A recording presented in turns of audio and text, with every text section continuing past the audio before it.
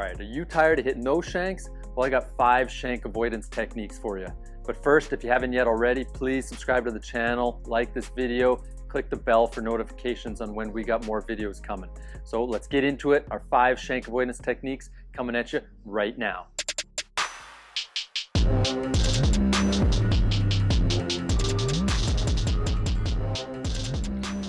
All right, so the first way I usually start with a player that's having trouble shanking is I want to try to change their mind that they don't actually have to shank the ball.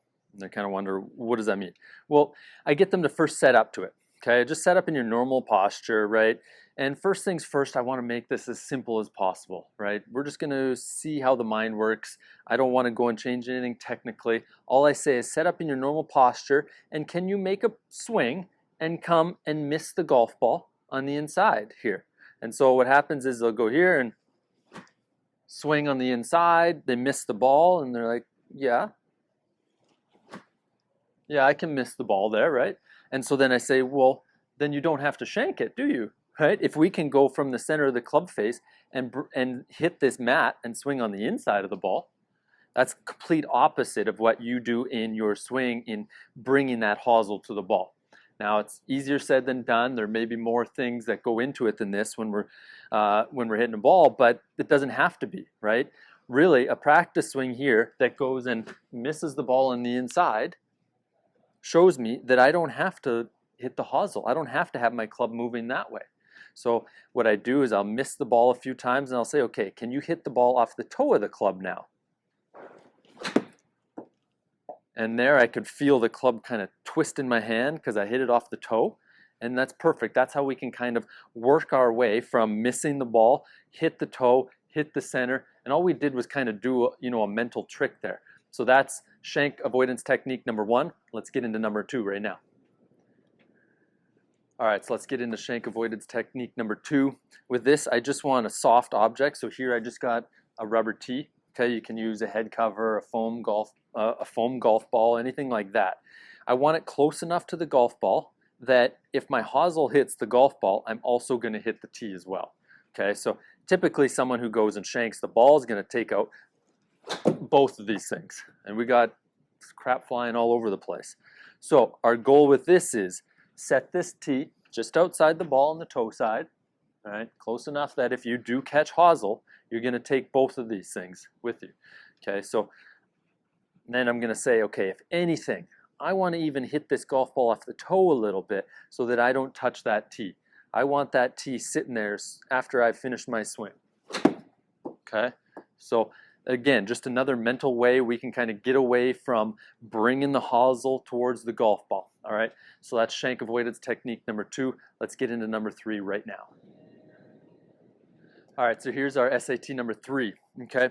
A lot of times we'll find people early extending, okay? That's an issue in itself. But for this case, we're going to talk about when someone does early extend, right? Regardless of what the reason is for it, their trail leg usually comes into the hitting zone.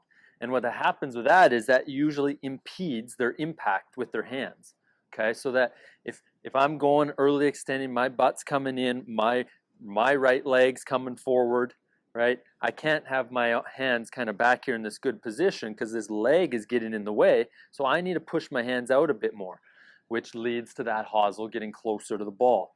So we want to try to feel in this one for an early extender is really feel like you're trying to keep that butt back and rotate, right? We're going to keep that butt back and rotate so that we have space for our hands to travel in this area, in the hitting zone, all right? Because like I said, that we start coming in, everything starts moving out towards the golf ball. Keep that butt back and rotate. It gives us more room through the hitting area for our hands. Okay, so that's the SAT number 3. Let's go to number 4 right now. All right, so this is our 4th SAT. Okay, so on this one, I want to talk about hand path. All right, so many times I see when players are maybe working on forward shaft lean or they're looking on trying to get more compression that a lot of times their hands start moving out away from them as they do that. All right, again, bringing that hosel closer to the ball. I want us to feel in this situation that our hands are moving more around our lead leg. Okay, if anything, catching that ball off the toe of the club. All right, so I'm going to feel here. Really get these hands traveling more around the lead leg here. Hit it off the toe. Okay, so I was really feeling like these hands traveled around the lead leg and catch it just a bit off the toe. Okay, so that's the SAT number 4. Let's move into the 5th and final one. All right, we've got to the 5th and final SAT. So this one, all right, is something I see with people who get up to the top and they got a really closed club face, something with a lot of bow in the lead wrist. What ends up happening here is, as they get up here to the top, a lot of bow in this wrist, and lots of players have a little bit of throw to the club head already. But this player who has this bow in the wrist, which makes their right hand more on the top of the club, as they start to throw that club head out in the downswing, it actually moves out towards the golf ball. Okay, so if I'm up here at the top, I got a fairly closed face, on my way down, and I'm starting to just toss the club ever so lightly, what's end up happening is it's not moving down and staying on plane, it's moving on the outside of the club path, the swing path, right, swing plane, and that's leading that hosel into the golf ball.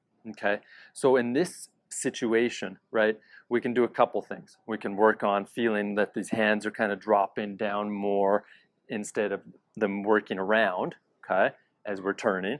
And the other is, what I like to see in this situation is we get rid of a little bit of that bowing in that lead wrist and we get just a little bit more neutral, okay? Because as we come down in that position, as I start throwing the club head, the head is actually moving downwards as opposed to where it was before and I throw it outwards, okay? So we can work on with that strong grip, that flexion in the lead wrist, bringing those hands down as we rotate, or just work on getting just a touch more extension in the lead wrist where it's a little bit more cupped or more neutral, so that if you do have a little bit of a throw in that club head, that we're not going to worry about leading that hosel out to the golf ball when we do. All right, well there you go. There's our 5 shank avoidance techniques, our SATs. I hope one of them helped you out. And if it did, please leave a comment in the messages below. And if you haven't already, subscribe to the channel. We got more videos coming soon. Thanks a lot for watching, and we'll see you guys next time.